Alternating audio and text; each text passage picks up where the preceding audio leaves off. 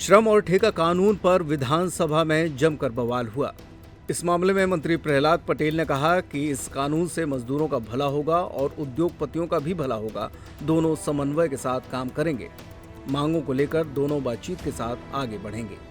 19 और 20 में पारित कर दी थी और राज्यों को उसमें अपना अनुमोदन करना था। हमें उसमें विलम्ब हुआ है।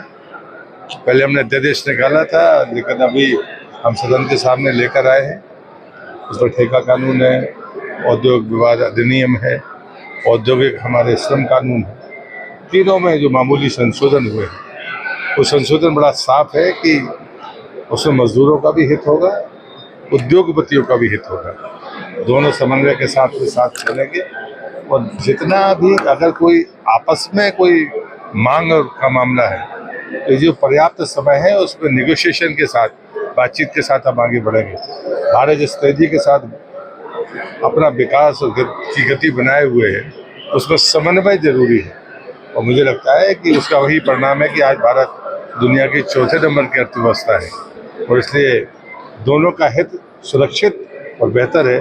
प्रदेश के प्रधानमंत्री का आभारी हूँ और मध्य प्रदेश विधानसभा के सभी लोगों का, माननीय अध्यक्ष जी, माननीय मुख्यमंत्री जी, सभी सदस्यों के प्रति आभार व्यक्त करता हूँ। उसमें सहयोग कांग्रेस ने वॉकआउट किया सर इस पर और विरोध भी किया और कुछ खंडों में संशोधन का पर सुझाव भी दिए। मुझे लगता है मेरे भाषण में सब बातों का बड़ा स्पष्ट जवाब था।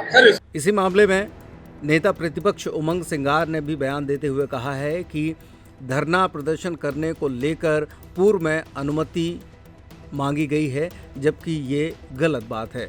दरअसल ये समसामयिक या तात्कालिक कारणों से होता है, कोई पूर्व नियोजित नहीं होता। इसलिए ऐसे नियम और कानून सिर्फ उद्योगपतियों के सहायक हो सकते हैं। इसी के साथ उन्होंने जल गंगा संवर्धन को लेकर भी सरकार पर निशाना साधते हुए कहा कि सरकार बताए कि उन्होंने कितने जलदूतों की नियुक्ति की। दरअसल भाजपा जल स्तर बढ़ाने के लिए नहीं, बल्कि बीजेपी नेताओं के जेब के स्तर को बढ़ाने के लिए ये काम कर रही थी। देखिए, निश्चित तौर से जिस प्रकार से उस कानून के अंदर है कि अगर कोई हड़ताल करना है तो सूचना देना पड़ेगी, तो मैं समझता हूँ कि हड़ताल या समस्या तात्कालिक होती है, घटनाएं घटती है, उसी पे हड़ताल होती है।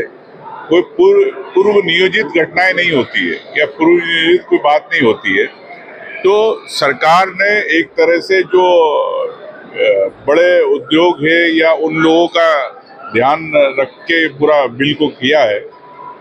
प्रदेश के जो मजदूर है उनके बारे में इस बिल से नुकसान होगा और कमजोर वर्ग के मजदूरों का हित सरकार ने छीना है। संवर्धन को लेकर भी एक मामला है, आपने कहा कागज जो बुरा है, पेड़ नहीं लग रहे हैं। तो मैं तो सरकार से पूछा कि 1 लाख दूध कहाँ है आपके, जल दूध प्रदेश के अंदर पिछले 3 गर्मी से 30 मार्च से अब मुख्यमंत्री ने चालू किया, तो 1 लाख दूध कहाँ है?